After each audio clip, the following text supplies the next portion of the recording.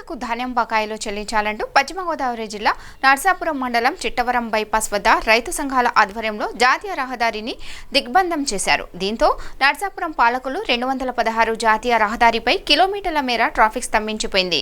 రైతు సంఘాల నాయకులు పోలీసుల మధ్య తీవ్ర వాగ్వాదం జరిగింది. రైతులకు సొమ్ము ఎప్పుడు చెల్లిస్తారో ప్రభుత్వం ప్రకటించే వరకు ఆందోళన విరమించేది లేదని చెప్పడంతో చివరికి Narsapuram RTO Achyut Ambarish DSP G Srinivasulu సంఘటన ప్రదేశానికి చేరుకొని రైతు సంఘాల నాయకులతో చర్చలు జరిపారు. సోమవారం లోపు బకాయిలు సొమ్ము విడుదల చేస్తామని హామీ ఇవ్వడంతో ఆందోళన విరమించారు.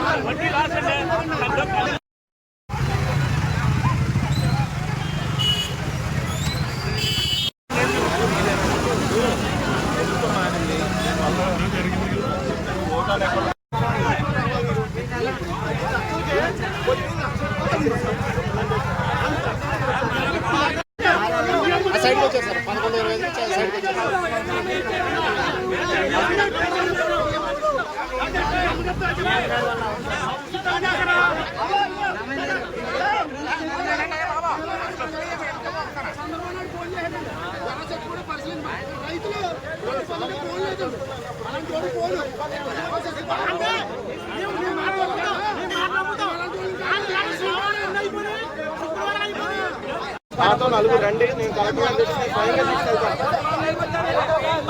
నేను కలెక్టర్ గారి దగ్గరికి స్వయంగా తీసుకెళ్తాను.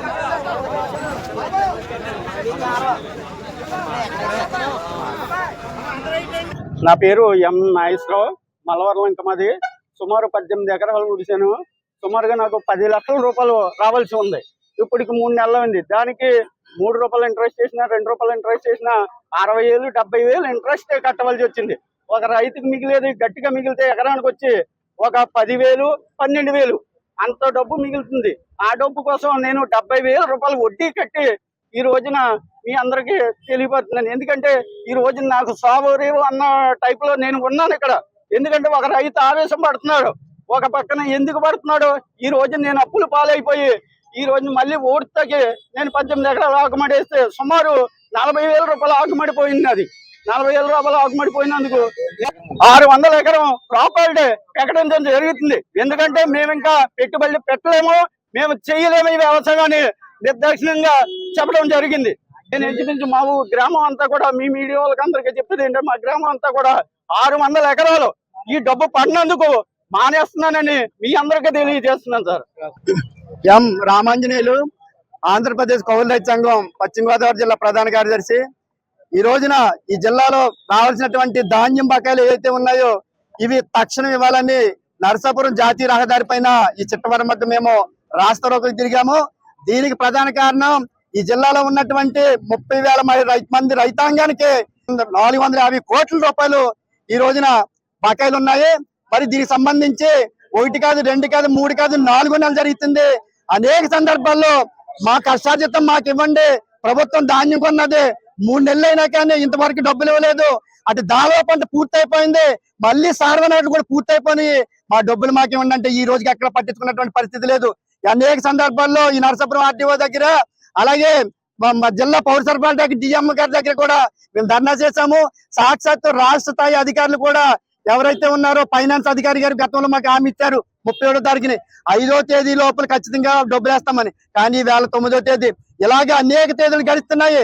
తెచ్చిన పంటకి అలాగే తెచ్చిన పెట్టుబడికి కోతలు అయిపోయిన తర్వాత పంట చేతికి వచ్చిన తర్వాత 3 నెలలు అక్రంగా వడ్డీలు కట్టి ఇవాళ రైతాంగం నష్టపోతున్నారు. మరి ప్రభుత్వం ఈవేళ ఇప్పుడు వచ్చారు ఈ రాష్ట్ర రోగానికి గవర్నీలు అయినటువంటి ఆర్డీఓ గారు. ఆయన ఏం చెప్తారంటే ప్రభుత్వం చాలా కొత్తగా ఎంపికైంది, చాలా లాస్ లో ఉంది, ఒక ఓటైనా కొన్ని బడ్జెట్ ఇప్పుడే ప్రవేశపెట్టారని అన్నారు.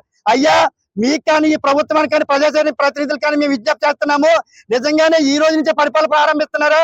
ఈ రోజు వరకు ఈ రాష్ట్ర ప్రభుత్వం 13,000 కోట్ల రూపాయలు తెచ్చి సంక్షేమం ఖర్చు పెట్టింది. 24 గంటల్లో ఉచితంగా హామీ చేసినటువంటి సంక్షేమ పథకానికి 1,000 కోట్లు వేస్తుంది. కానీ ఈ రైతాంగంలో డబ్బులు రైతాంగానికి ఎందుకు ఇవ్వట్లేదు?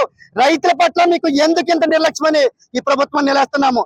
ఇప్పుడైనా సరే తక్షణమే ఖచ్చితంగా జిల్లా కలెక్టర్ గారు కానీ ఆ పైన పౌర సరఫరాల శాఖ మినిస్టర్ గారు కానీ చర్యలు తీసుకుని ఈ జిల్లాకు రావాల్సినటువంటి డబ్బులు వెంటనే వేయాలి. ఎందుకంటే ఈ జిల్లాలో మొత్తం ఆంధ్ర రాష్ట్రంలో ఈ ఒక్క పశ్చిమ గోదావరి జిల్లాలోనే 1,400 కోట్ల ప్రొక్యూర్మెంట్ జరుగుతుంది. రాష్ట్రం అంతా 1,000 కోట్ల ప్రొక్యూర్మెంట్ జరుగుతుంది. మరి అటువంటి రైతాంగాన్ని వాళ్ళ నిర్లక్ష్యం చేస్తున్నారు. కాబట్టి ఇప్పుడు ఈ రోజైనా గౌరవనీయులైనటువంటి ఆర్డీఓ గారు ఇచ్చినటువంటి హామీ ఏదైతే ఉందో సోమవారానికి మాకు డబ్బులు ఎత్తామని అన్నారు, ఇది జరగకపోతే ఆర్డీఓ గారి ఆఫీస్ కి తాళం వేస్తామని ఈ మీడియా సాక్షిగా మేము ప్రకటిస్తున్నాము.